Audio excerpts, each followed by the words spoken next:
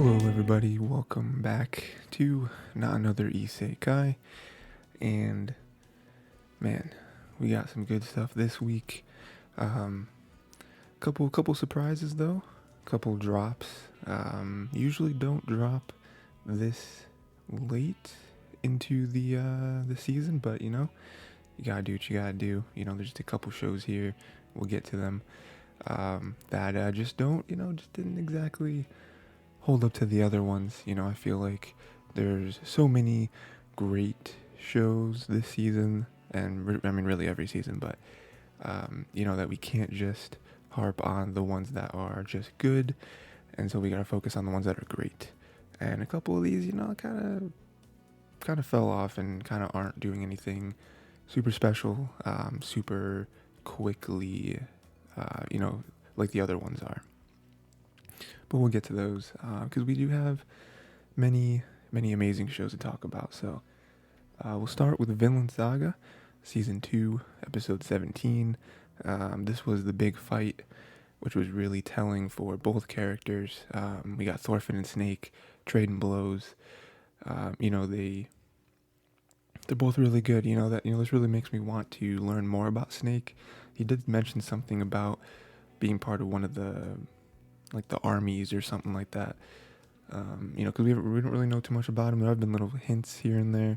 Even last season, I remember mentioning that that spherical was like, "Hey, where'd you get that sword? Does it seem like a sword that was made around here?" And he just kind of brushed it off because there's definitely something about it. I think we will learn more because he is still here, and I don't know. I feel like, especially with that moment of him kind of, of him killing Gardar, and then being like, hey, you still want to fight, get an adventure. I feel like there is something more to him, especially with next episode. We saw a little bit of the preview. I normally don't look at previews, but sometimes, a couple seconds kind of, sneaks its way into your vision. And it looks like maybe next episode we're seeing more. We're finally getting to Kettle and his family. They left on the boat. They were escaping Canute, all that stuff.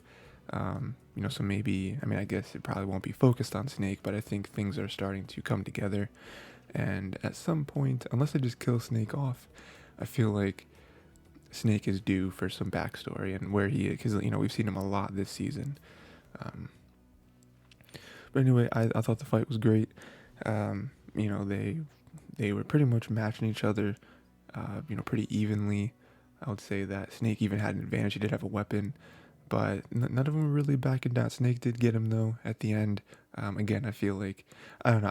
I mean, it's like the whole main character syndrome, right? Where you always fight for the main character. But I do feel like if Thorfinn was a little more, a little less rusty, I think it would have taken Snake out. But I also don't think that Thorfinn's not the same person. Not only with the rust factor, but also just with his mindset, right? Like in season 1, he was ready to kill, right? He was a warrior in war. He's ready to take anyone out. Now, not really like that. He even took a vow to never hurt anyone ever again. So even this was kind of crazy for him. But yeah, I don't know. It's just getting you kind of batting for your favorite character, I guess. And then, like I said, Snake did kill Gardar.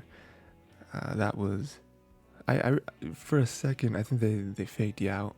For a second, you didn't really know that he was gonna do that. I think you thought for maybe he would say, just get him out of here or something. But no, he makes a good point. Where again, I feel like this is something that comes up maybe in other stories where, the main character's like, no, can't you just let him go? And sometimes maybe that works, but with this, he gives a really, grounded answer where he's like, he killed 5 of my men. Are you saying that he's worth more than all those lives that he took? And he even says, these people, they're not, even me and my people, we're not these incredible human beings. But is he still worth more than 5 of these human lives that are gone? They may have had families, they may have had, friends, people that cared about them. We did, right? So like oh geez, is Gardar worth all that? And it really makes you think, because it's like, well, I mean, no. He's not worth more than that. I mean, it's that classic thought process where it's like, well, he matters to us. And like that's why we're batting for him, because he's our husband or whatever. Where those are the 5 people he killed. We don't really care about them, but that's not fair, because then you have to look at it on the other side, where Snake does care about those people and he does not care about Gardar. So in his mind, even killing Gardar is not enough. you know, 1 life is not worth 5 lives. But it's great because even Thorfinn and Arnheid are like, yeah, no, we can't. Because again, in other stories, we would have Thorfinn and Arnheid still fighting and being like, oh, that doesn't matter. He did this, he did that. But in this, they're like, no, you're right. You're right. We're just getting emotional, and that's why we're saying the things we're saying. And then we thought he killed him. Turns out he didn't die yet, and Snake was getting choked out by Gardar, which I thought was crazy. For a second, I was like, did he miss? Was there like some armor or something he had in his chest? But no, he was choking him out, and Arnheid stopped him. And we do have this nice, very, very peaceful, somewhat chaotic, but for the most part very peaceful send off to Gardar, where he was, I guess, kind of having what you say when you feel you die, right, where your life flashes before your eyes. That's kind of what was happening to him, where he was remembering some very key moments of his life, especially to do with their kid. He's kind of reliving all that. And Arnheid was like lying to him, and it was a part of you where like Gardar probably knows that it was lying, but she was setting up the scenario that like, oh no, our kid's okay, and your brother's taking care of him. We should go there right now. Even Spherical was like, take my carriage, or was it wagon? Go to your family and everything. But it's like, no, you're really gonna die. But we're gonna kind of play this out so that we don't have to face facts of what's actually happening here. And I thought it was really nice. Again, they did a good job making you at least a little bit care about this character that you only knew last episode. Me personally didn't get too attached to him, but I do like the kind of story they're telling, and also how they are trying to play with how they're trying to play with morality, which we've already kind of seen that a little bit, especially with Kettle and his family. But it's just like, was Kettle a bad person? Whose side do you side with? Because at this point, we're all in on Thorfinn and Einar and Arnheid, and then Gardar comes in and kills some people, and you want to not like him at the beginning because he is just killing people, but then you see, oh no, he's also a slave, just like Thorfinn and Einar and Arnheid, and he's just trying to get back to his family, so it's like, oh, he's actually a good person. And then that kind of makes you turn on Snake, even though I also don't feel like Snake is necessarily a bad person. He's just doing his job. If he, and also the people that Gardar killed were, they also weren't, like Snake's people, they're not the owners of Gardar, Thorfinn, Einar, etc. Like, they're just hired help to protect the farm. So like, you can't be mad at them for the whole situation, right? Like, you'd be mad at Kettle and other people and all the different handlers and stuff that kind of, give all the rest of the slaves a really hard time. But Snake and them aren't really them. They were at the very beginning, but then Snake kind of shut that down and was like, hey, we're not doing that. So yeah, and then it's like, he did kill 5 of our people. Like, this is our job. We have to protect. He killed a bunch of people. He's coming in here. You can't just do that. Following the rules almost, So, yeah. I don't really blame Snake. I'm not really mad at him. I think that he's just doing his job, and I think it's gonna be really interesting when Kettle and his family come back. I'm really interested in the next episode. This episode was great, right? Watching them fight. Watching the conclusion, like the full arc of Gardar and Arnheid. I thought that was great. But they're just setting up a good next episode too, with Kettle and his sons and all that. I would hope that they come back next episode. Because I feel, I wonder what it's actually going to be. because I don't think there's a whole lot to tell with just their their travels, right? Because right now, last we saw them, they were on a boat getting away from Canute. Um, so unless there's some interesting story to tell there, whether they're on the boat or they make stops along the way, I don't know how long it's going to take, to get from where they were back to the farm. It'd be nice. I mean, again, like that's what I feel like we're waiting for. Again, we're closing in on, really just the whole season in general. We're about halfway with a lot of these shows.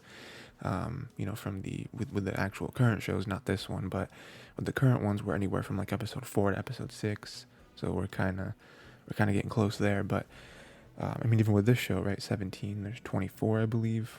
There's 7 episodes left in the season. So I feel like we are getting really close to everything kind of coming together. I feel like I've said that a bunch, but with Kiddo and them coming back to the farm and kind of everything that's happened while they were gone getting relayed to them, I think is going to be huge. Because think of everything, right? Like the whole Gardar situation, what's going on with Snake, what's going on with Spherical, like they don't even know that, Kettle doesn't even know that his dad is dying. What else? I can't think of anything else, but there's a ton of stuff. There's a ton of stuff happening, and also them coming back with their baggage of like, hey, pretty sure Canute is going to try to kill us all, so that's something. So yeah, good episode. Very much enjoyed that. Next we got Hell's Paradise, episode 6. This one was cool. This one we got the fight with Gabimaru and Rakuroda, and also some other good stuff too. Nothing too crazy, but it's always good to have a good fight. And we had some development with Sagiri, so that's always good as well. So yeah, we had Gabimaru coming in, just kicking the life out of this giant man. He shrugged it off, but in the moment it was really cool. Mappa, I feel like, does a really good job with their fight scenes. I mean, a lot of Mappa shows are very action heavy. Because we got actually Vinland Saga, we just talked about, his Mappa. They do a good job there. That took over like the latter half of Attack on Titan, which I think they do a really good job. Don't they also do what's the show called? Jujutsu Kaisen. They do that one as well, which has good fights in it. Chainsaw Man, there was a couple fights in Chainsaw Man where they just went crazy.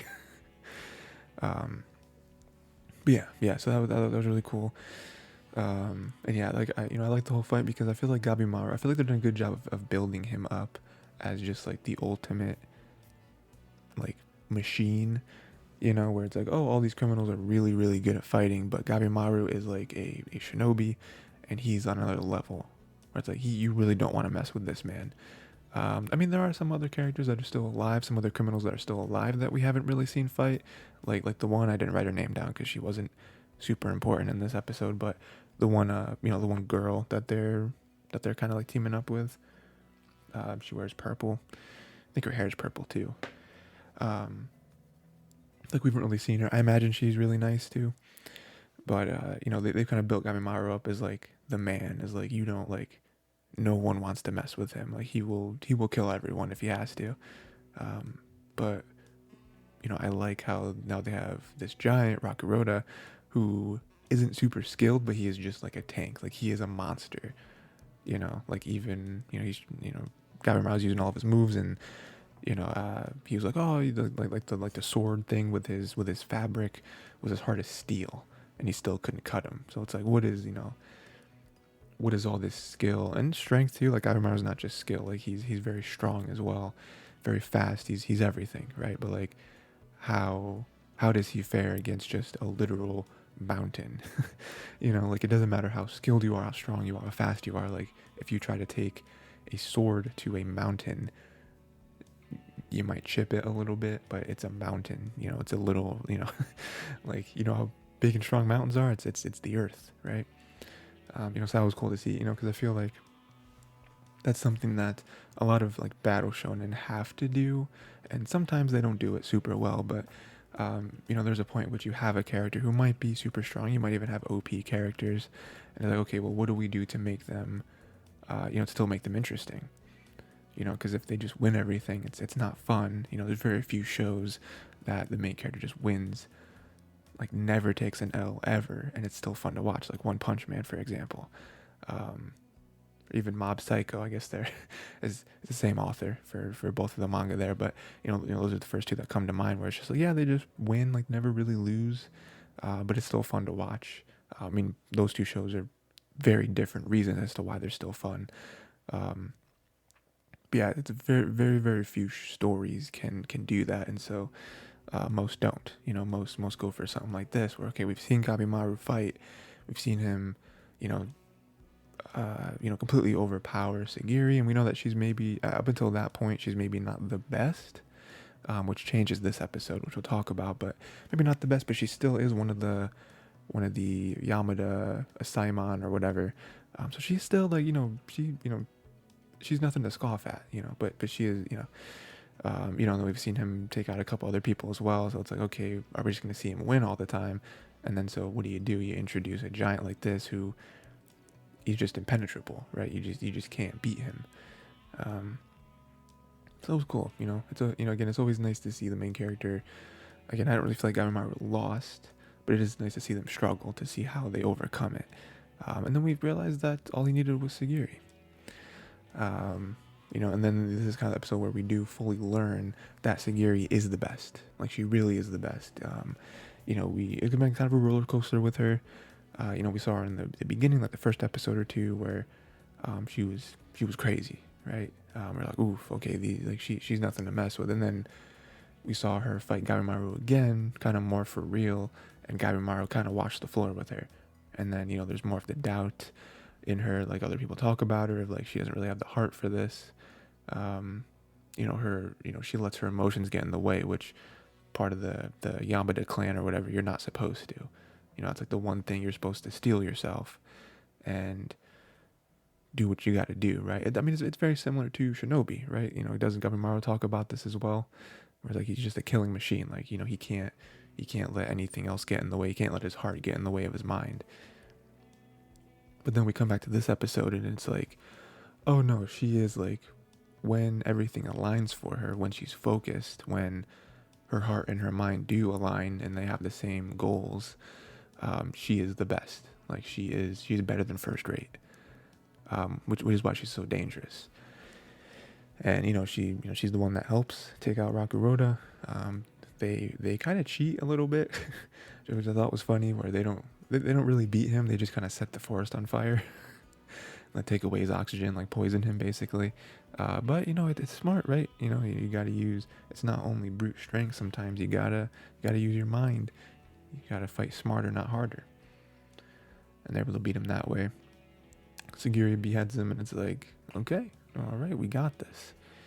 I'm very interested to know. I haven't really been keeping tabs.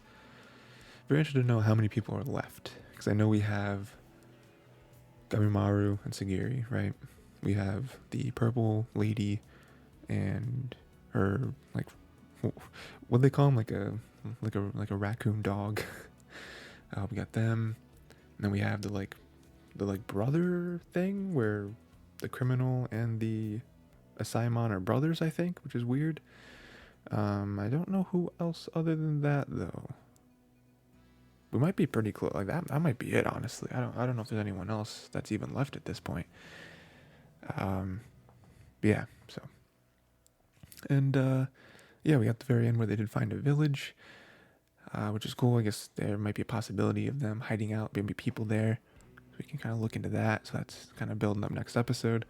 And then we have the two brother people who are there, and they find these other two. I think they were both women. I couldn't really tell. Because at first I thought they were, and I was like, no, I think one's a dude, and then I don't know, but they were doing something at the top of I forget what it was. It was just some kind of building. I don't know, but it's like, are they real? Were they real? Were they?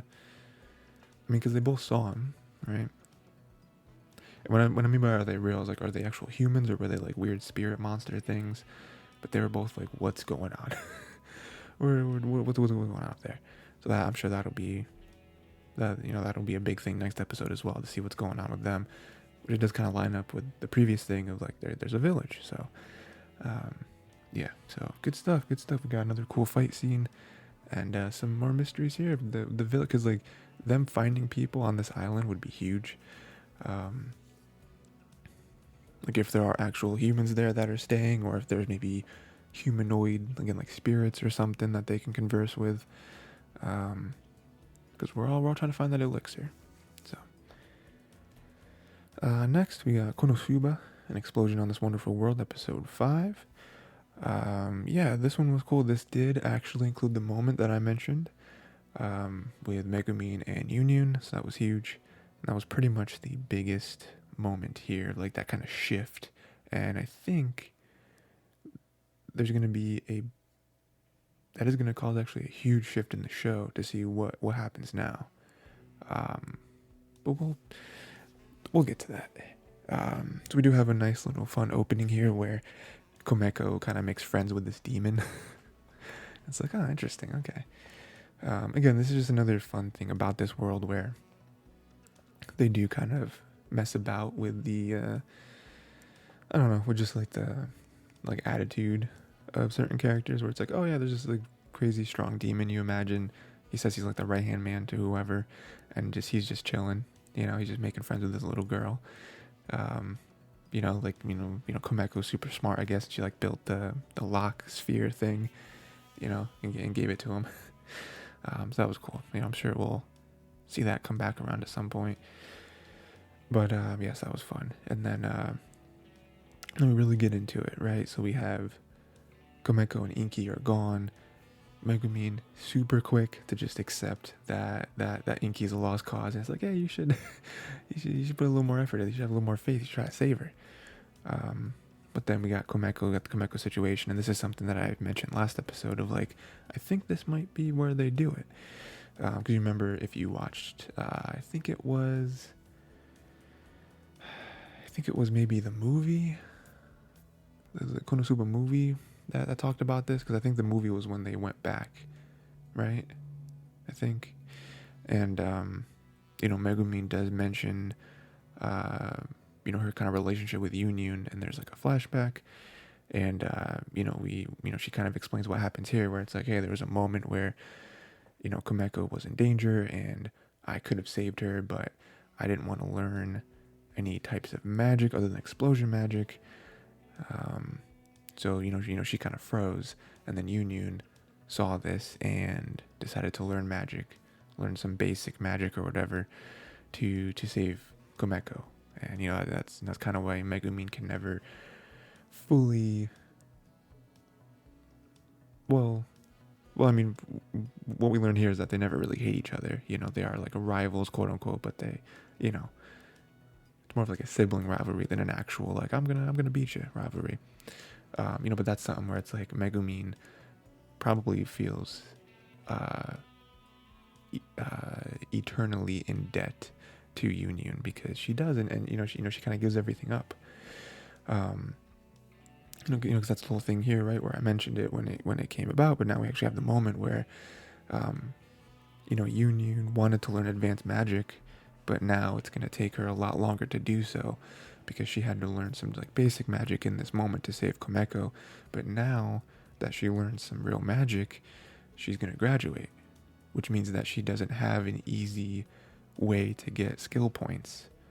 I forget exactly what it's called, the potion stuff that they're given whenever they do well in school or whatever, and that's a super easy way for you to level up and get and hoard like the points and the experience and all that. But now that she learned that magic, she has to graduate, and she can't do that anymore. So now the only way that she can level up is by fighting actual monsters, and it's going to take a lot longer. People aren't going to super respect her because she has like low level, like she graduated with like super low level like spells and stuff.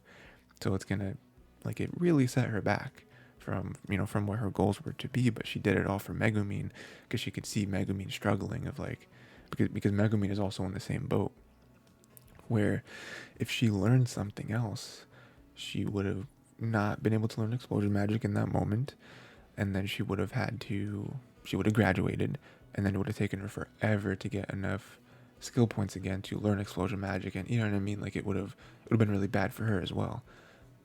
Kind of the same boat, but with explosion magic rather than the advanced, the other advanced magic that Union was trying to learn. So she sacrificed a lot in that moment, which is great. Again, I love their relationship. So, and then move on the episode. They destroy the monsters, which is cool. Megumi has a funny moment where she believes that Inky is the thing that's actually been drawing all the monsters to them, because she was like, oh, they're drawn to my power, right? Like I'm so powerful that they, like a magnet. But it's like maybe it's Inky, because then she looks back and she's like, wow, every time that I was attacked by crazy strong monsters or demons or whatever, Inky was always with me. So I thought that was funny. And then we do have a moment where she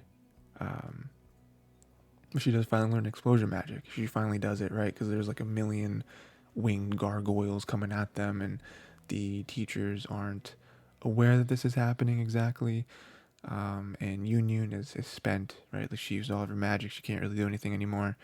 And so Megumin takes all of her points and learns just the explosion magic. She masters it, and she goes crazy. Takes out like 100 gargoyles, and it's awesome.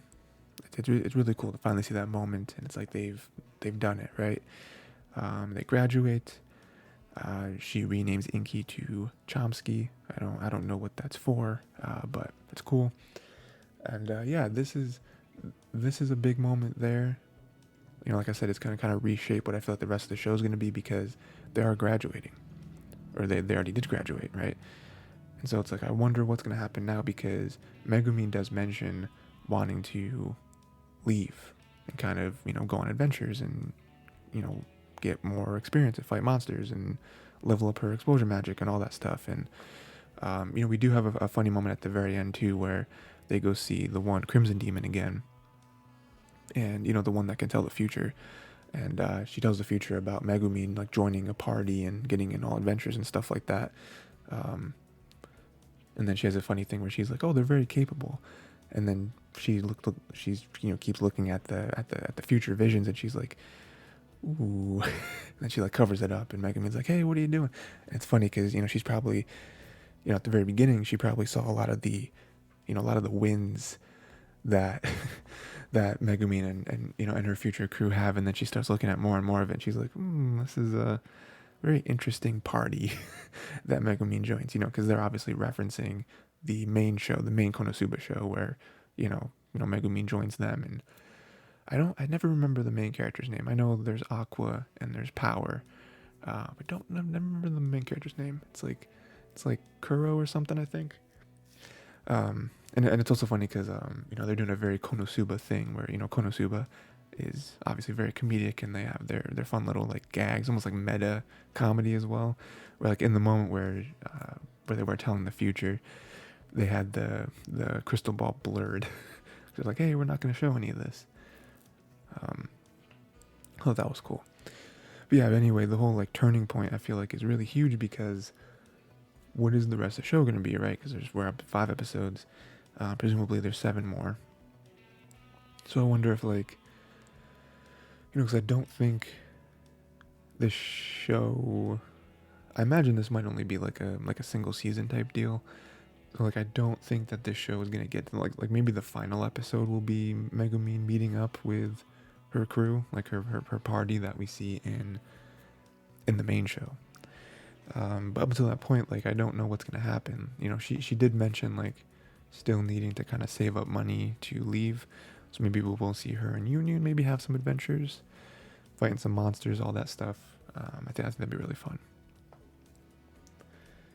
Next, we got Dr. Stone, New World, episode 5. And this is actually one of the shows that I dropped. I still really enjoy the show. I think the problem for me is that it is, unfortunately, just one of the shows that isn't super exciting to watch every week. like I said, I did kind of come into the season wanting to be just a little bit harsher, just a little bit more selective with the shows that I pick and I cover because, like I mentioned at the top, there are so many good shows, like so many shows that come out pretty much every season that are just really good. But then there's also shows that are great. And if I were to cover every show that's good, we'd be covering like 20 shows every season. I just can't do that, right? It's just too much time. We can't make a 3-hour episode every week, so it doesn't really work. And the show did make the cut for, the past month or so, but, I think, especially for not another Isekai, I want to only cover shows that I'm excited to watch every week.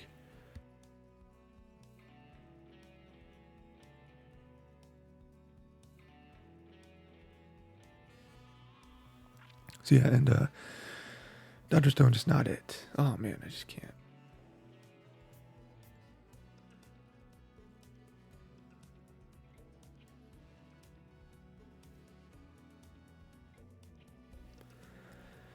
Yeah. So Dr. Stone just not it. Dr. Stone. I mean, it's cool. I like that they are seeming like getting closer and closer to the whole big mystery of the petrification. But it's just taking a long time to get there, and it is a lot of just like collecting stuff. And I'm just like, it's cool. Like it's cool when they get new advancements, but at this point, I feel like the first season and the first 2 seasons really were a lot more fun because it is like firsts in a lot of stuff. With this one, it just feels like I don't know. Like the magic of it. I feel like is worn off. I'm just like, I don't really care anymore. Honestly, I don't super care at this point. I mean, it's cool. They're like, we're getting oil. We're getting iron. We're getting blah blah. I'm just like, yeah, cool. But like, I don't know. It's getting a lot more slice of lifey in the sense that it's like, stuff is just kind of happening, and like that's where we start dipping into the type of show that I am not excited to watch. So like, I don't want to watch stuff just happen. Like even with slice of life shows, I feel like they still have a goal, and this one does. I'll give it that. It does have a goal with again the whole petrification mystery, but I don't know. I just feel like it's taken forever and just not super into it.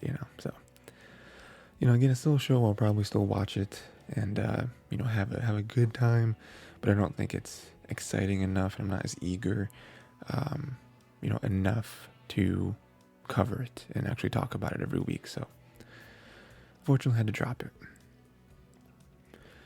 Next, we got Tonikawa Over the Moon for You, Season 2, Episode 5.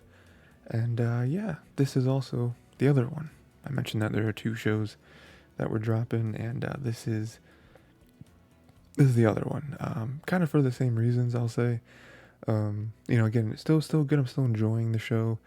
I mean, this one is actually one that I mentioned last week about, like, it's just not doing enough. Again, very similar to Dr. Stone, where I feel like the first season was really good. I really enjoyed it, but they're just kind of doing more of that this season. And for the most part, that's usually never a bad thing. Like I said, this season, not bad. I'm not like disliking it, but it's like the first season, I feel like everything they're doing worked because it was a lot of firsts. It was like, okay, we're getting married. This is crazy. We barely know each other. Moving in, that's exciting. Trying to get like the sleeping arrangement was very funny, and meeting some of the characters, on both Nasa's side and Tsukasa's side, very interesting, very funny. And season 2 is just more of that, where there are a lot of just same like firsts of like, we're getting to know, we're dealing with, Nasa, we're really dealing with Nasa's like work ethic and stuff, and kind of how that maybe interferes and how like Tsukasa has to maneuver around that and like fight for his attention. We have but there's even just more of like, we're learning more about Tsukasa likes movies, and it's like, okay, yeah, I mean, we kind of already knew that. It's cool. I mean, like, we got the episode where Nasa like was like watching her watch a movie, and it's like, that's very sweet, but it's like, how much do I care? Like even like his friend or whatever came in, and that was funny, but it's like, I don't really care too much. And then even like the like kiss placement or whatever that what's her name, like Kanade or something. Like, yeah, that was cool, but it's still just kind of an extension off of what I feel like multiple different scenes that we saw in the first season. So again, doing more of the same thing is usually not a bad thing. And again, I don't think this is a bad season, but it is just like more of the same thing, and like it doesn't really work as well because it's now season 2 and we're getting this stuff. Like I would really like there to be more of it's already kind of what I mentioned, but I kind of wish there was more of like an arc, like something they were working towards, and again, this is slice of life. A lot of slice of life doesn't have that necessarily, but I don't know. I think that does work to its detriment in the sense that still good, but doesn't hit as hard as the first season. So again, very similar to Dr. Stone, where it's like it's still good, still enjoying it, but it doesn't. It's not hitting as hard because they're just kind of doing the same thing. And Dr. Stone does have more of a overarching goal, but it's taken forever. So yeah, still probably gonna watch it, but not with as much haste, and definitely not on here, unfortunately. But next, we do have a show that I think is working very, very well. Very excited to watch this every week. My Love Story with Yamada-Kun at level 999, episode 5. Yeah, this one opens up, and this is obvious. This is a huge, just like episode B to last week's episode A, right? And yeah, I was right. It was all a ruse. This is something that we mentioned, that we talked about. It just seemed too good to be true that Runa was like, oh yeah, well, sorry, apologize, and let's make up for it. Let's hang out or something. There was that, we talked about this where there was that like hesitancy where it's like, is it real? Like, is she really apologizing? Is she setting her up for something? And she was setting her up. It's very sad. And then we figure it out, and Yamada is very concerned for her, and it's rightfully so, where it's like, you set her up with a stranger, like that's dangerous. Like, who is this person? Like, do we know what's gonna happen? We don't know how dangerous, but still, like, that's not cool. That we have everyone freaking out. Yamada is concerned, as we just mentioned. We have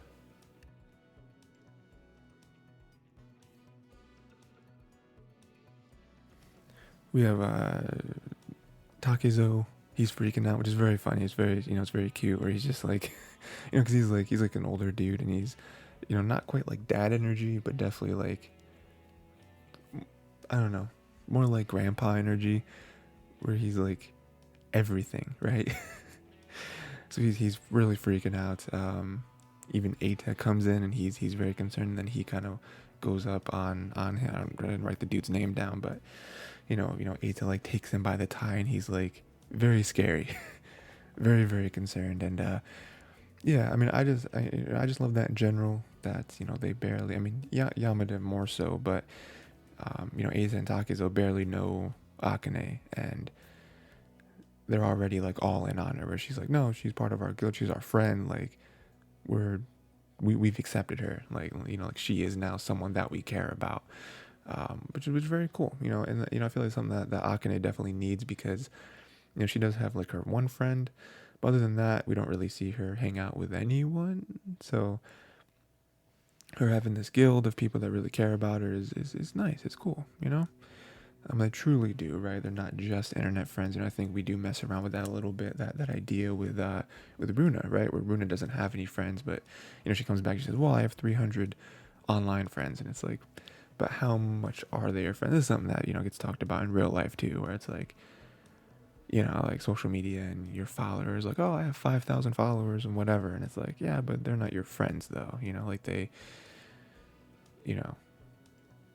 like, how much do they know you? How much would they bat for you in real life? It's like, they wouldn't, right? So it's kind of the same thing here, where it's like, oh no, she's actually trying, like, even Eita talks about this, where she's like, where he's like, Akane tried to be your friend, like your real friend in real life, and you did this to her, whereas you're over here like preciously holding on to these fake friends online, and that kind of hits her a little bit, And then we have a nice moment where Akane is just the best. Um, she kind of gets rid of everyone, and she saves, at least in the moment, she saves Runa from getting lectured, and she just kind of brushes over everything. She's like, "Oh, what level are you? Oh, we should go hunting together." And Runa kind of breaks down, and she admits that she was trying to get rid of her, and we have that very emotional scene, and it's great, because I like that Runa did admit everything. We see, and even from that, I feel like we sort of knew that Akane sort of knew what was happening. She didn't think. I mean, at the very least, she definitely didn't think it was cool that that Runa bailed on her and left her for some stranger. But even in that moment, she's like, I'm not here to lecture you. I came today because I wanted to get to know you. I wanted to get closer to you. So that's what we should do. And I love that Runa broke down and she was crying and she was very apologetic. And again, that's very main character of Akane, where the main character is always the one that can affect everyone and change everyone and get through to certain characters. And so that's really what she did. And we even say at the end where Runa's like crying and Akane is giving her tissues and all that, and Yamada ate the Takizo, like they all see her, and it's like, oh man, she's doing it. She's able to do it. So I thought that was very nice. It's again more acceptance of the guild. I imagine there's still going to be probably a part of Runa that, I don't know, a little bit of a rivalry maybe, where it's like, oh, but you're still, you're still getting close to my brother or whatever. But, it'd be cool to get more into like the game aspect of everything. With them all being together as a guild, like we still haven't seen Takizo or Runa in the game. So it'd be cool. Maybe next episode we'll see a little bit of that. Them kind of playing together. And I definitely do think that Yamada and Akane are getting closer. Like even in that moment with them seeing Runa and Akane together, Yamada was kind of staring, and I think some stuff was some gears were turning in his head of like, wow, she was even able to kind of get over that. I mean, even the whole setup for this episode was, Yamada being very concerned for her and even being like, wow, I wonder. Because even like him talking to Eita and whatever, and Eita being like, oh, we're gonna come over to the manga, and he was like, oh, so we're still doing our same schedule, and Eita was like, yeah, of course, why wouldn't we? And again, like gears turning in Yamada's head of like, but I'm pretty sure. So I'm tutoring Runa today, but isn't Runa supposed to be out with Akane? And then him even asking her like, don't you have somewhere to be today? Runa being like, no. She's like, okay.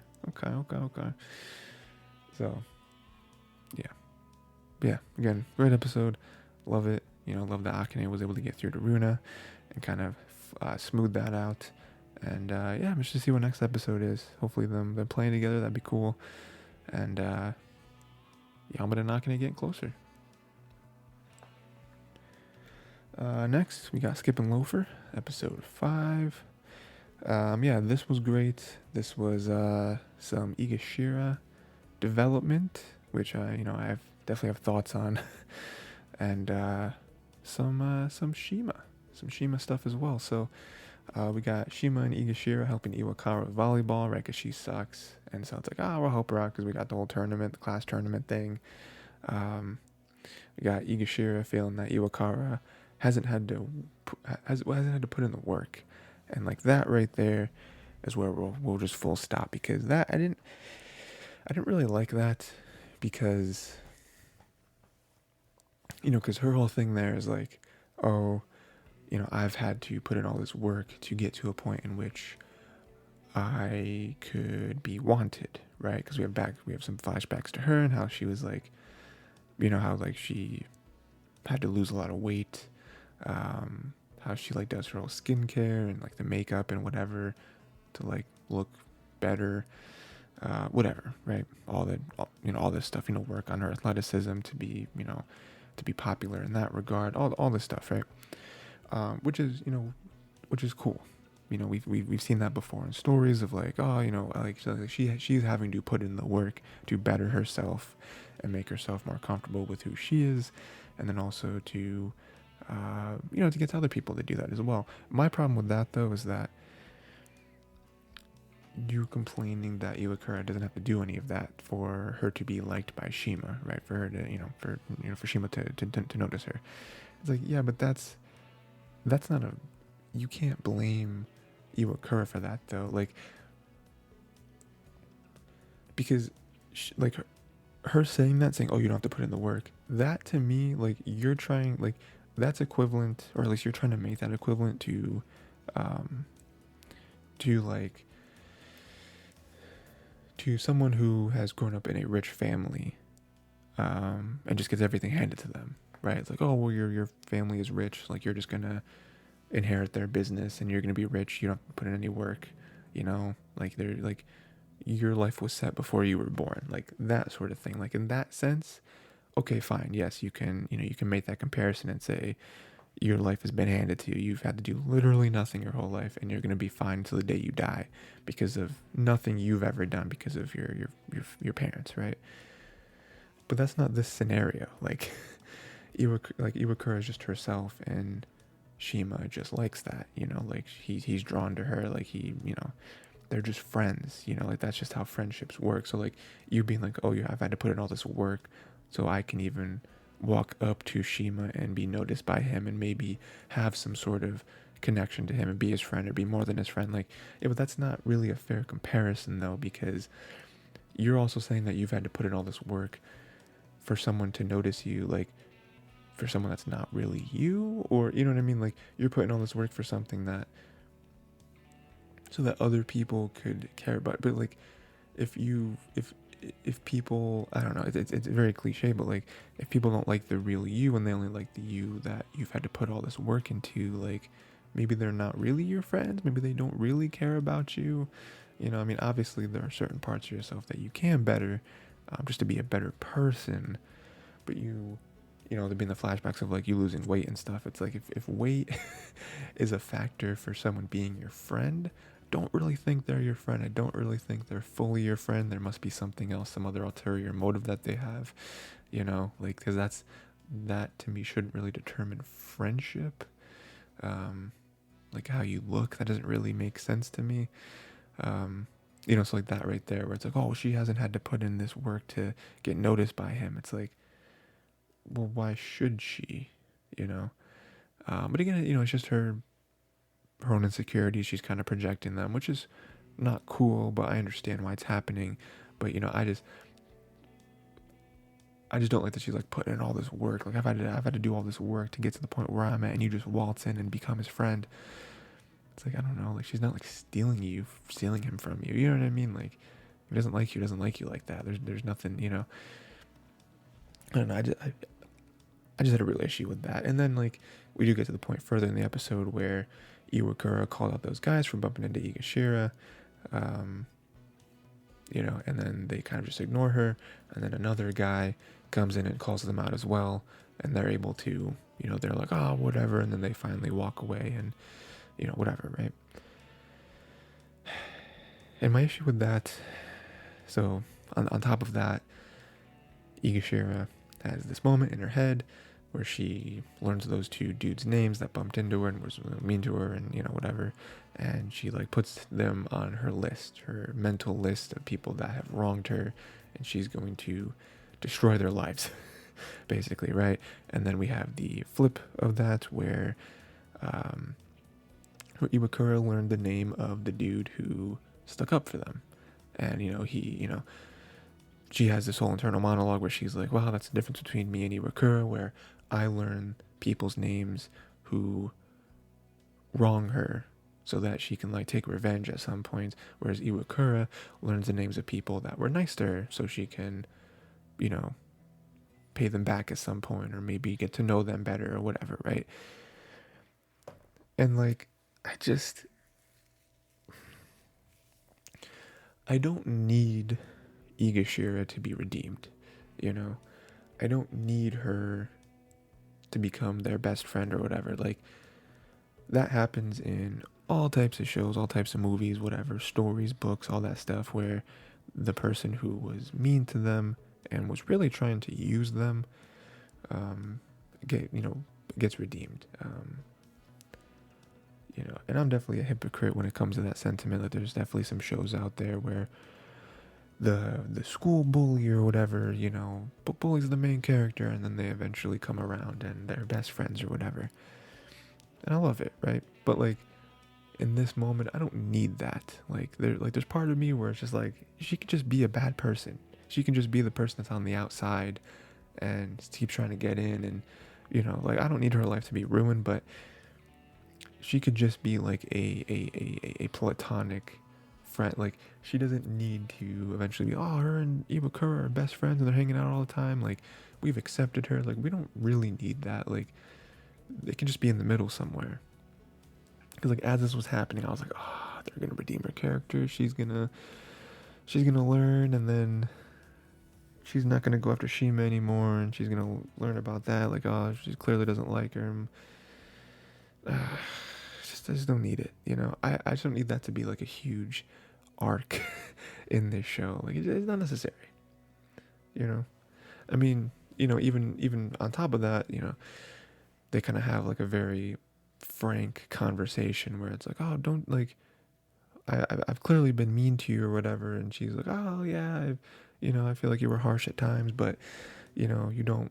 What does she say? Like, you don't mince your words. So I felt like you'd be a good teacher because you wouldn't mince your words when it came to teaching me volleyball, and you would, you'd actually do it rather than just saying like, oh, you're doing fine.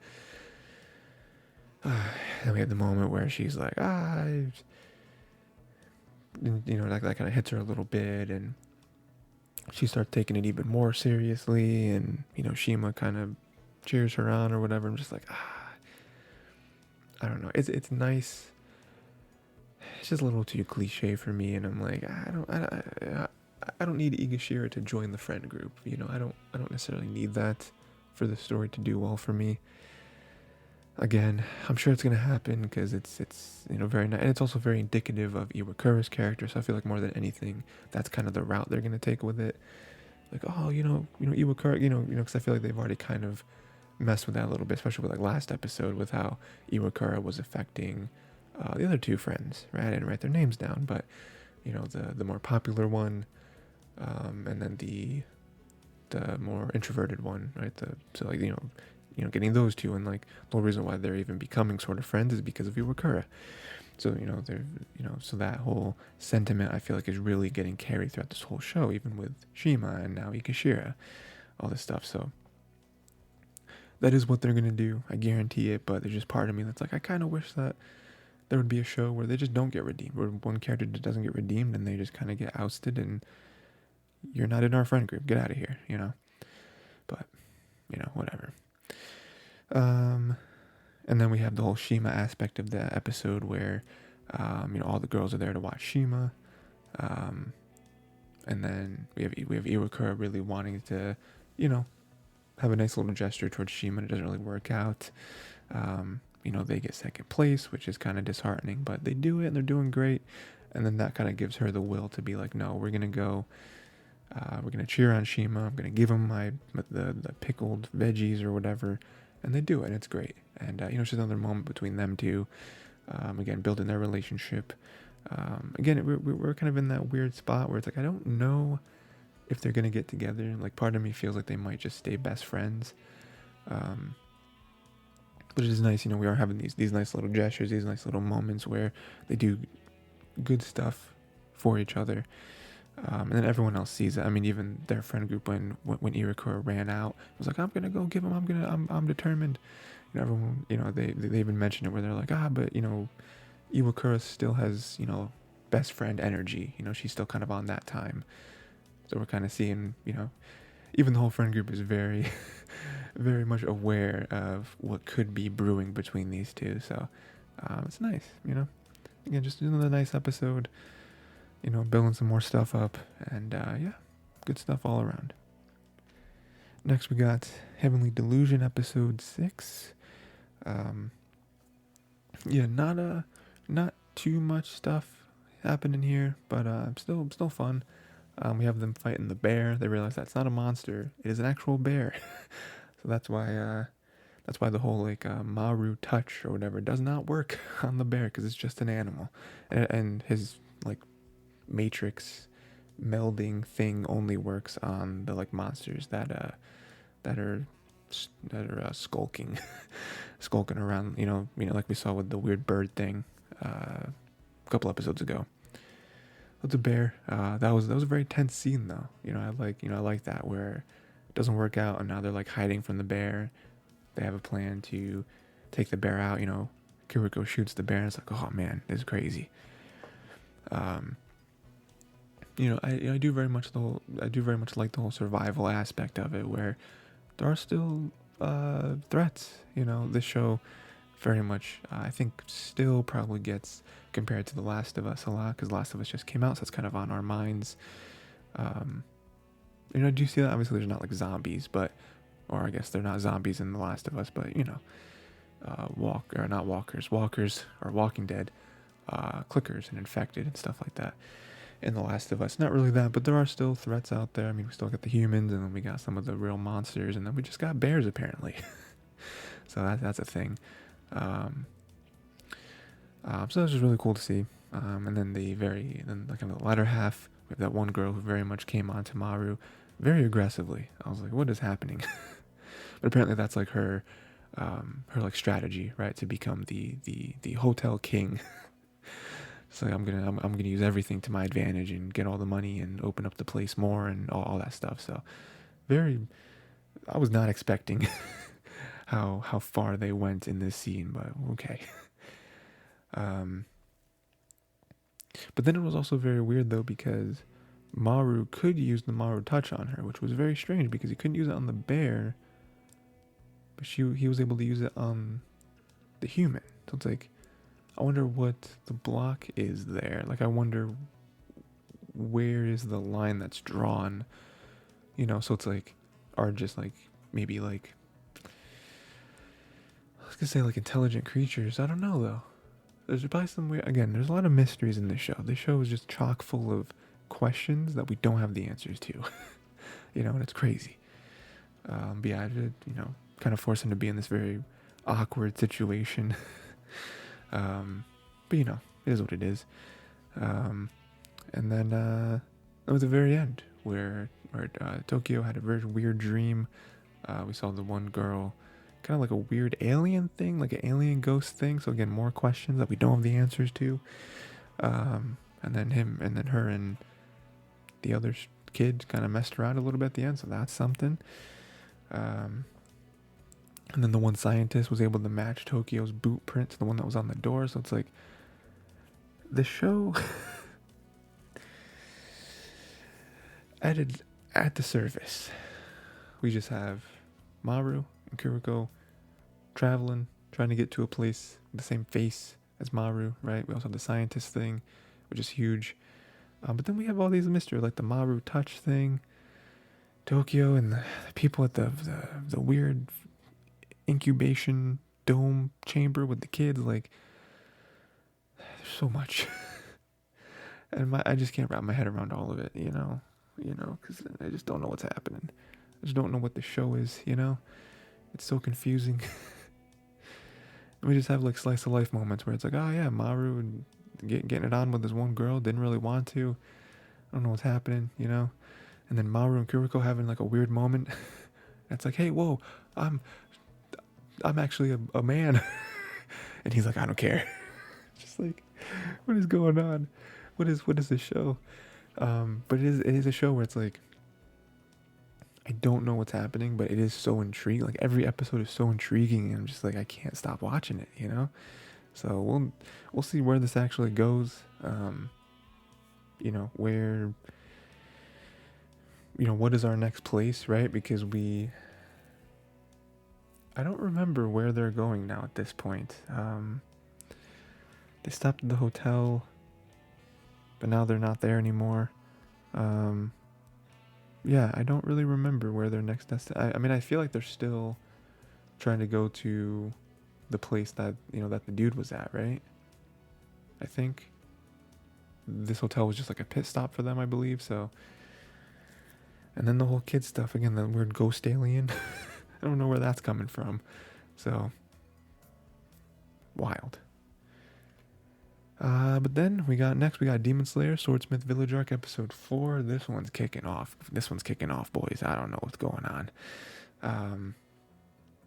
We got the huge fight scene this time, and it's not over. It is not quite over.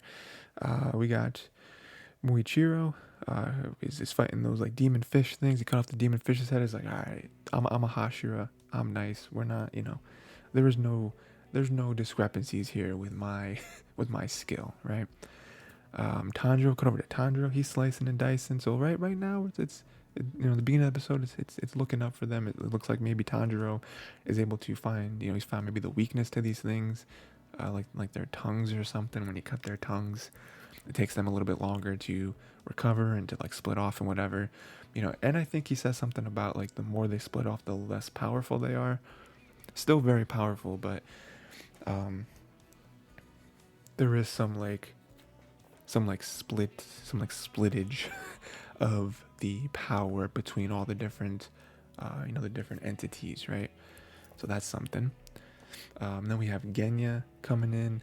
He has a spear through his heart, but he's able to blast away that demon, and we're like, oh man, this is what we've been waiting for. Shoot him in the head and maybe you can win. But nah, it doesn't work out, right? Like, demon just says, puts his head back on, takes the thing out. Genya's dead.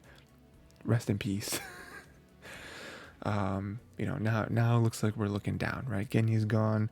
The one demon just kicks a hole right through Nezuko's body. It's like, oh man. So that's something. But then turns back around again, right? She kicks a hole through him. She like kicks his head off almost. And then she's doing some crazy moves. She's got her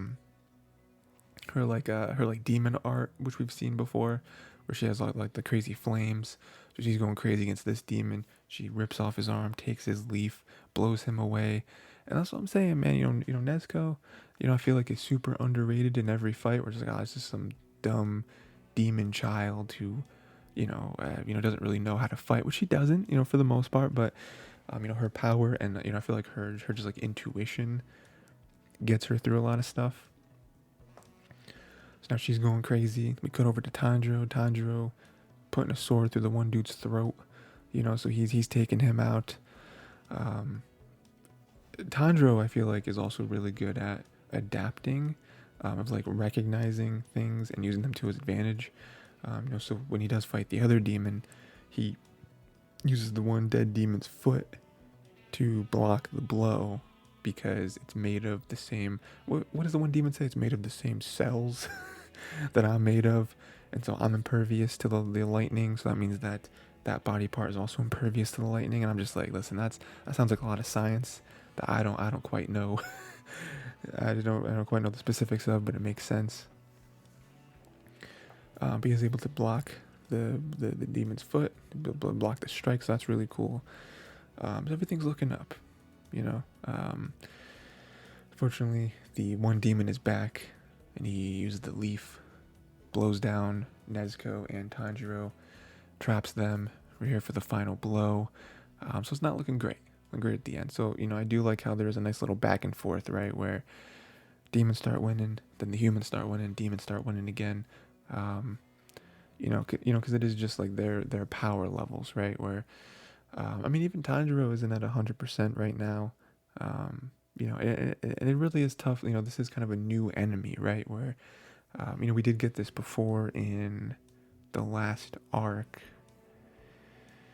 with those two demons who split off, or the one demon who split off into two. But now we have like these hydras, right? Where they just keep splitting off, and they're all really powerful though. Like, their only power is not the fact that it's tough to kill them, because of them being able to split off into multiple bodies. But it's like, no, they all do kind of have their own little specialty, and they're all really, really powerful. So it's like, we do kind of need everyone here fighting, to help out. And I do love the very end where Mitsuri is here. She's like stationed very close to the village. She's getting the call from the ravens. And she's like super happy. She's like, oh, I can't wait. I'm going to come. She's running here. So I can't wait to see what her I can't wait to see her fight, because we haven't really seen her fight yet. To see what her kind of special abilities are, like what her kind of fighting style is. I mean, even Muichiro, like we haven't really seen him fight too much. We've seen him kind of be nice at the very beginning. We cut off the one demon's head, which kind of spawned everything. And we have him fighting the demon fish, which again, he just kind of does real quick. So, but just to see him and Mitsuri really get here and show off what they can really do. Yeah. So good stuff. Yeah, good stuff all around. And then also them all working in tandem. Like this episode was a nice little taste of what this fight's gonna be. But I feel like next episode is really what's the main fight of like everyone together, all the demons versus all the humans. Yeah, next episode I feel like is gonna pop off. So, good start though. Again, I mean, not trying to take anything away from this episode though, where the fights was great, like watching them go back and forth and all that. But next episode I feel like is gonna be the one. So yeah, good stuff. Next we have Mobile Suit Gundam, which for Mercury Season 2, Episode 4. Yeah. A lot of words there.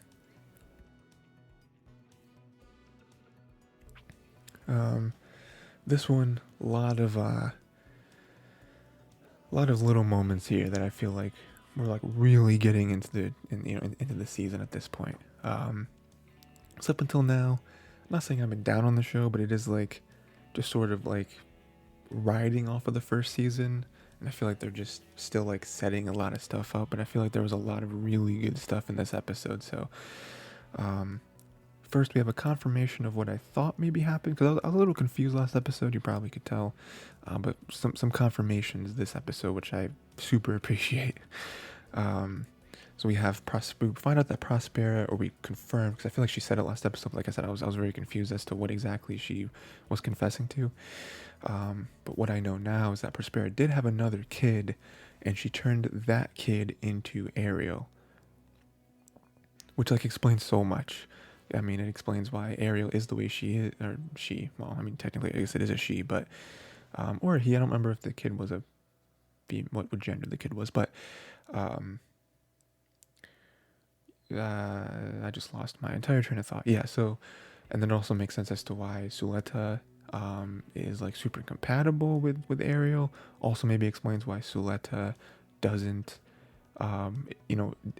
never succumbs to the Gundam like disease, which is mentioned quite a few times, especially last episode, I believe, where they're just like, or maybe the episode before, where they're just like, why don't you die? Because Gundams historically destroy their pilots. Like that's just a fact. That's just what happens. Which is why in this series, in the Wish for Mercury series, I haven't really watched other Gundam stuff. I do really want to though, because I know Gundam is universally pretty well liked. So I definitely do want to watch more Gundam stuff. But at least in this show, that that's why the whole Gundam program was like banned. Where it's like, why we don't do that anymore. We don't make Gundams anymore because of how dangerous they are. Because they literally destroy their pilot, like they kill their pilots. That's just how it works, how the whole connection between pilot and Gundam works. So like, why haven't you done this? I mean, we've seen stuff happen. We've even seen Sophie, right? Sophie's the one who died an episode or two ago. Because of going off with her Gundam. Just like, why doesn't this work on you? You know what I mean? Like, why? Like, so this kind of explains it. It's like, oh, because they're siblings and like they're coded specifically for each other. Like that. That's why she's able to go crazy, and not have any of the terrible after effects of it. So, oof. And just like the weight of Prospera, like having another kid and turning them into it. It's just like, oh my gosh, there's so much to peel back there.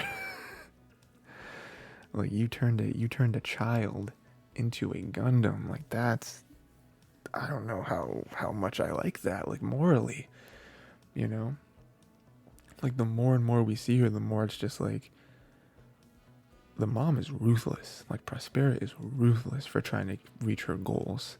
You know, like at the very beginning of the show, you're like, oh, Prospera's great. She's a great mom. The more you look at it, you're like, I don't know how good of a mom she is. I just don't know.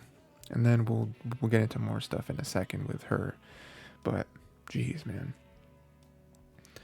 Some quick stuff. We got Shadiq gonna try to take Delling's spot, you know, over Miorine. So we'll see how that goes. You know, I'm still super uneasy about him because they did try to take them out. They're, you know, scheming and everything. I mean, there was a part of it though that they're like, well, you know, he's just legitimately trying to do what's best for him and his people. I don't know. We'll have to learn more about him, I guess, and like what his actual motives are, I suppose.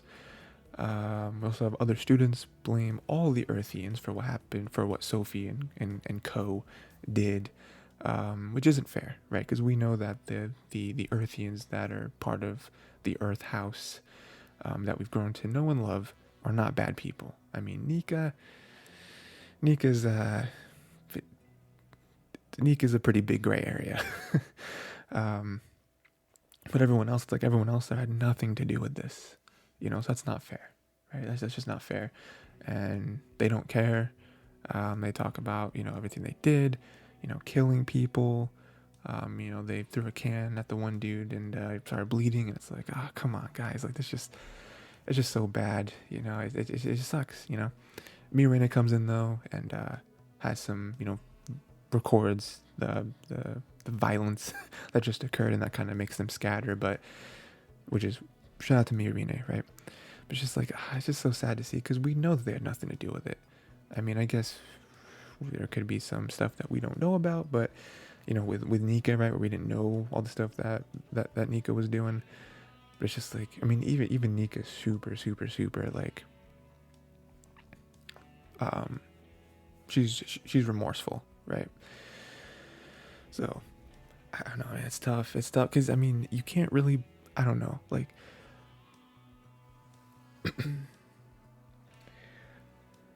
part of you can't really blame them though, because they don't know the difference. Like, they're just ignorant. They don't know the difference between the good Earthians and the bad Earthians, right?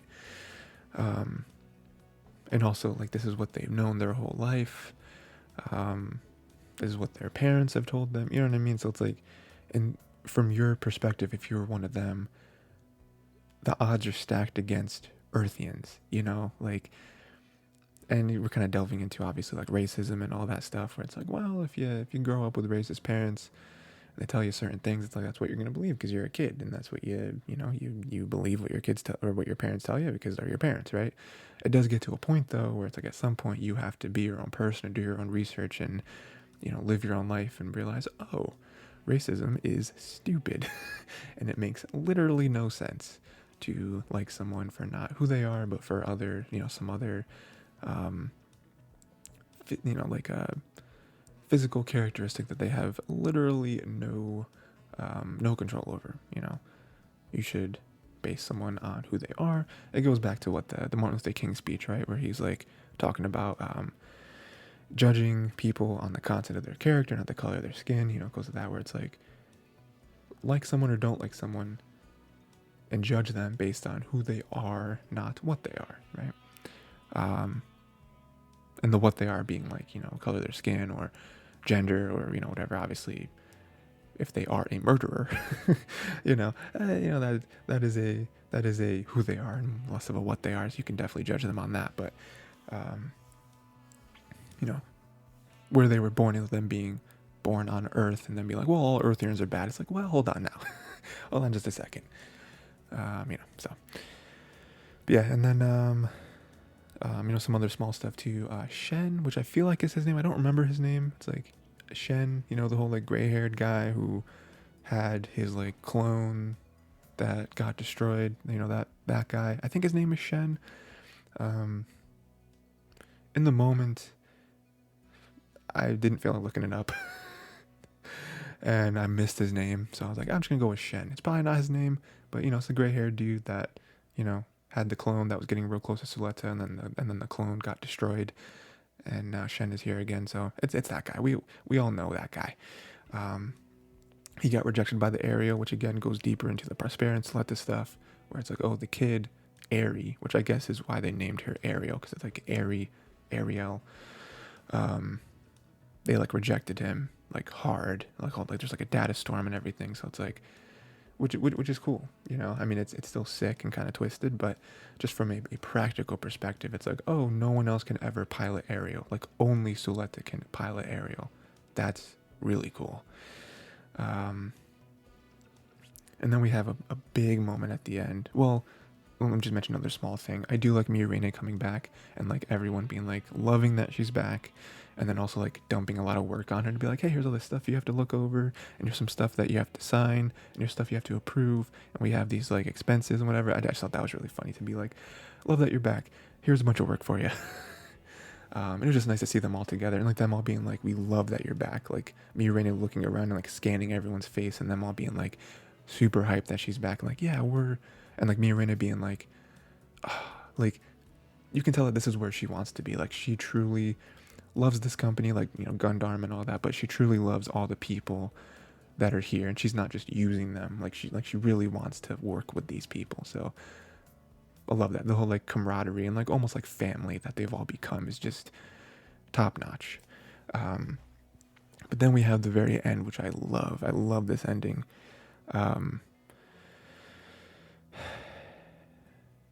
Miorine and Suletta, they go check out the greenhouse, and I love that Miorine kind of puts everything on the back burner to go talk with Suletta, basically, because we know that that's what it is, right? You know, and she says like, hey, do you hate me? And they finally come across the topic of that moment when Suletta killed that person, squished that person out of existence to save Miorine and her father. And we saw how horrified she was when that happened. And so we finally have the moment, right, where Suletta's like, do you hate me for that moment? And Miorine says, no, I don't hate you. You know, you did what you had to do. If you didn't do that, then I would probably be dead. My dad would probably be dead, right? And then Suletta says that, you know, she knew it. She knew that her mom was right. You know, her mom told her that Suletta would eventually see reason, and she would understand that she did the right thing. And that kind of triggered Miorine, where she like, the right thing? What do you, the right? No. You know, and the whole sentiment there is that like, you know, how can you be smiling? How can you be so happy about this? Like you killed somebody, you murdered somebody. And the argument there is that, well, if I didn't do that, then you would have died. You know, you would have died. And, you know, her whole thing is like, well, you know, like this part of the argument, you know, because there's a couple different facets to this argument, but this part of the argument is murder. Like, is it okay, right? And I see both perspectives where like I totally understand Miorine's, we'll start with Suletta. With Suletta's perspective, where it's like, well, if I didn't kill him, then he would have killed, like he had a gun on you. Like he would have killed you and your dad. Like you would have been gone, you know? So I totally get that, where it's like, Suletta's right. Like with that point, Suletta is 100% correct, you know? Maybe she could have just like swatted him away and just severely injured him or something. But in the moment, killing him, like taking his life to save your guys' lives, completely worth it. And there's an argument to be made there. And I don't completely disagree with that argument, right? But then you have Miorine's perspective, where it's like, yeah, but you still murdered somebody and you're just like way too okay with it. You know, like it doesn't seem like it's weighing on you at all that you murdered somebody. You know, like you still took someone's life. Like ever since that happened, it has been weighing on Miorine's mind, and Miorine had nothing to do with it. Like she didn't, you know, like I mean she was there, but like she didn't say, hey, Suletta, kill this man for me, you know, like.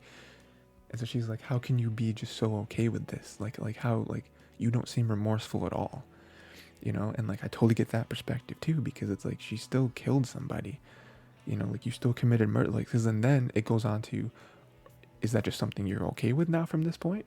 Like, are you okay with just killing people to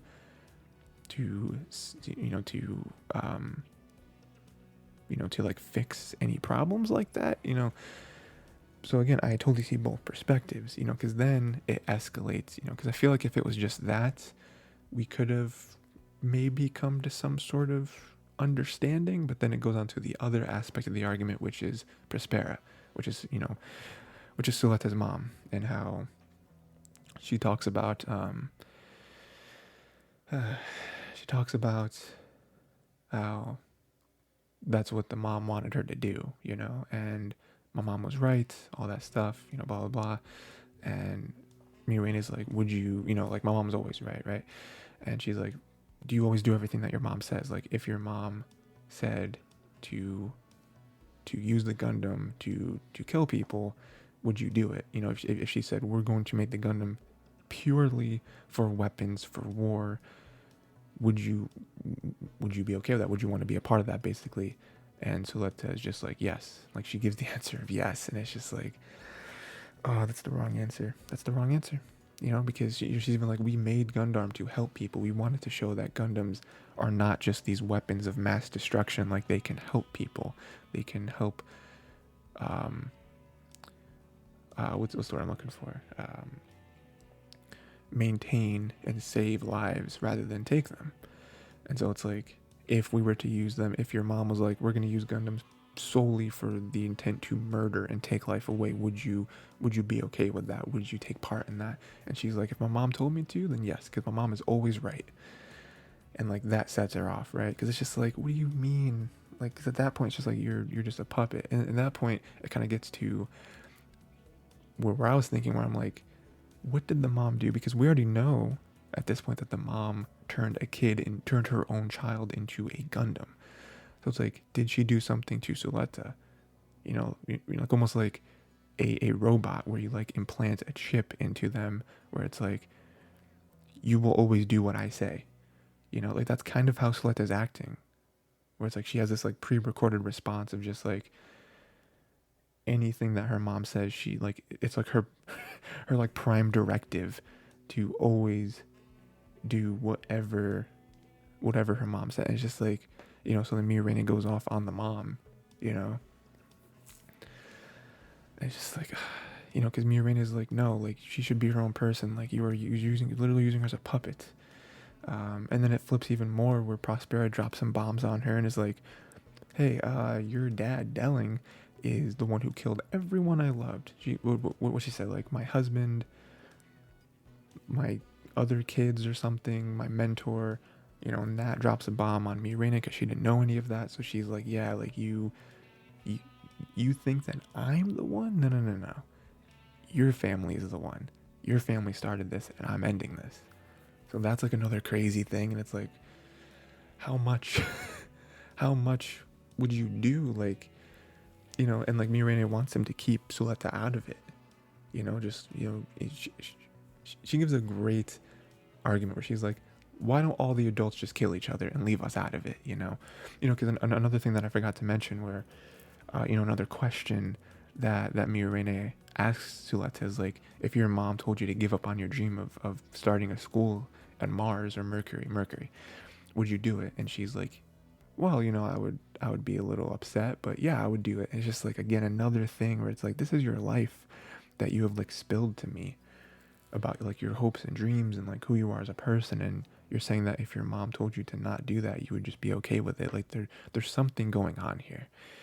And then it ends with Prospera wanting Mirene to work with her, to like reach her goals, and maybe Mirene could, be a part of it and be with Suleta and all that stuff. So it's like, and I think she's actually contemplating it. So I don't know. It's just, this episode I feel like was really crazy, with a lot of crazy stuff. And I love it. It's great stuff. I don't know what's gonna happen now. I don't know what Mirene's gonna do. I imagine Mirene is probably gonna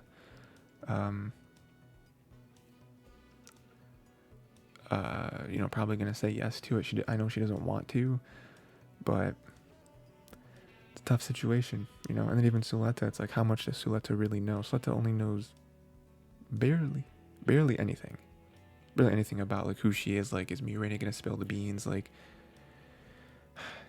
crazy. Next we got Insomniacs After School, episode 4. Yeah, some good stuff here. Nothing too crazy. More of kind of a light episode, I feel like. More of like a setup episode, but there's still a couple things to talk about. So, um, let's see. We have Maguri inviting her friends to the meteor shower party. That's pretty cool, you know. So we're getting deeper into that, getting closer and closer to that party. Can't wait to see what that's actually going to be. Yeah.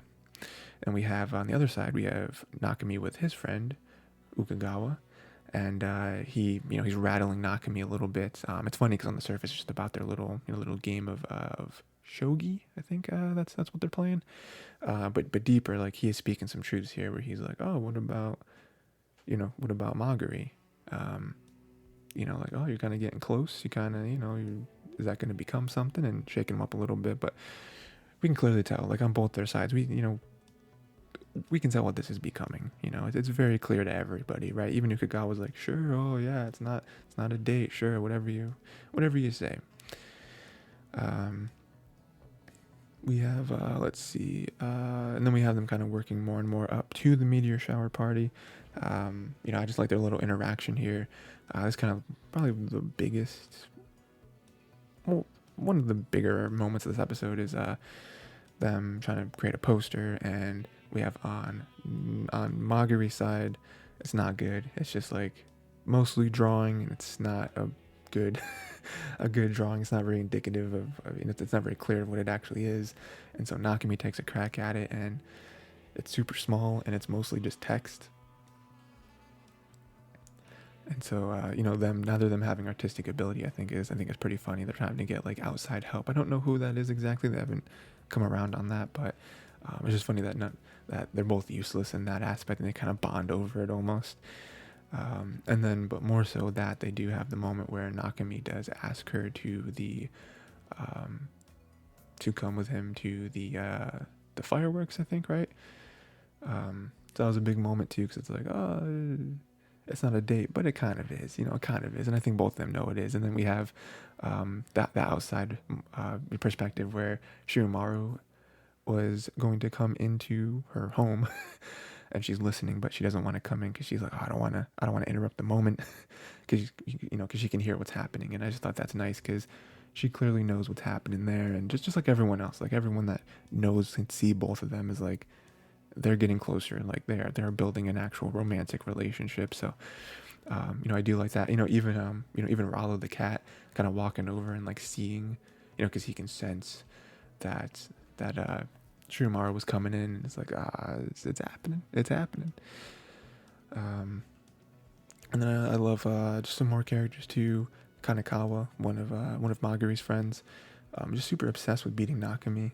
I guess she's kind of the person who's like super high in like the class rankings or whatever, and like always trying. But then you have Nakami, who I'm sure doesn't even really know that she exists, and not out of like, oh, you're so far beneath me. Like more, it's just that's just Nakami's personality, right?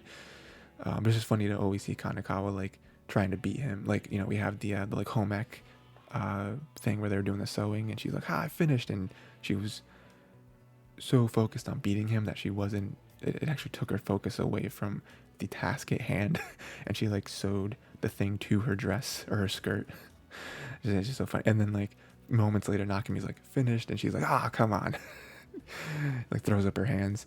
So I thought that was funny. Again, like the show. There are a lot of shows like this, and even ones that I've covered on here. We talk about last season we covered a show called The Angel Next Door Spoils Me Rotten, and very similar. It is mostly focused on two main characters, right? Getting into possibly a romantic situation. But other than that, you really want other strong characters around them that can kind of, you kind of pepper them in and help support, right? So with Angel Next Door Spoils Me Rotten, we had a couple of the male main characters' friends that would come in every so often. We had the male's parents that would come in, and then we had another couple friends that they made, together. So we had a supporting cast, because if it's just them two, it probably would have been still like a good show.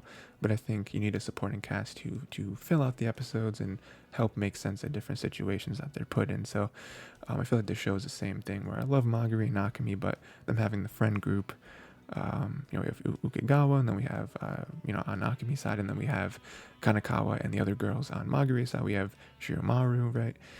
All these other characters that do kind of fill out this space, I think is important. Then we have kind of the very end, them kind of gearing towards this camping trip. We have Nakami going off on that one teacher, which him going off, I think it was a little too much in terms of what he actually did, but I think the sentiment was correct, because I also don't like that teacher was like the one thing that hit home for me was him being like, there's something wrong with you. Like, a normal person is able to get sleep, and I'm like, I don't like that. I mean, maybe he wasn't exactly intending it in that way to be like a diss and be like, oh, you're a freak. He wasn't intending it that way, but it did kind of come off that way. And especially Nakami, I think him being told that about himself, I don't think would hurt him that much, but he knows, Maguri, a person he super cares about, in the same situation. And so he kind of put the teacher's words towards Maguri, and that set him off, where he's like, because in mind he's like, Maguri's great. What do you like? You're calling her not normal, a freak, an abomination like that. What do you, So I think that kind of triggered him. And I don't fully think that the teacher was intending it that way, to be like, there's something wrong with you. You need to seek help. Which is true, but there's a way you can say it that sounds helpful, and there's a way you can say it where it sounds like you're attacking the person. And I feel like whether I don't think the teacher was intending it to be the attacking way, but I think especially with him knowing Maguri, someone he cares about, who also deals with the same thing, also suffers from the same thing, I think he took it as an attack. So again, yeah. So I thought that was a really good moment, very intense moment, but I was like, I get it. And then kind of on top of that, with the whole camping thing, like they do, you can tell they both really want at least one clear night so they can take pictures together. They're going to try to sneak out like that. So I imagine that's kind of probably what next episode is going to be, is them on their camping trip. I don't know if it'll span more than one episode. I know they're going for a few days, but we'll see. But I do like them spending more time together. They're not in the same group, but they're going to sneak off. So it's a little scandalous, right? But yeah, that's really cool. Yeah, good episode. Like I said, not too much happening. It does feel like more of like a setup for next episode, and even episodes to come, right, with the fireworks. It's getting set up of the fireworks thing, more setup of the meteor shower, and then the imminent setup of the camping trip. So lastly, we have Oshi no Ko, episode 4. Yeah, this was a very Kana centric episode, obviously with Aqua helping out a bunch, but there's definitely an episode for all the Kana fans out there. So I'll just mention this as I try to, I'll probably try to mention this every time, just in case people are jumping in, and I want to be as transparent as possible. But I have read Oshi no Ko.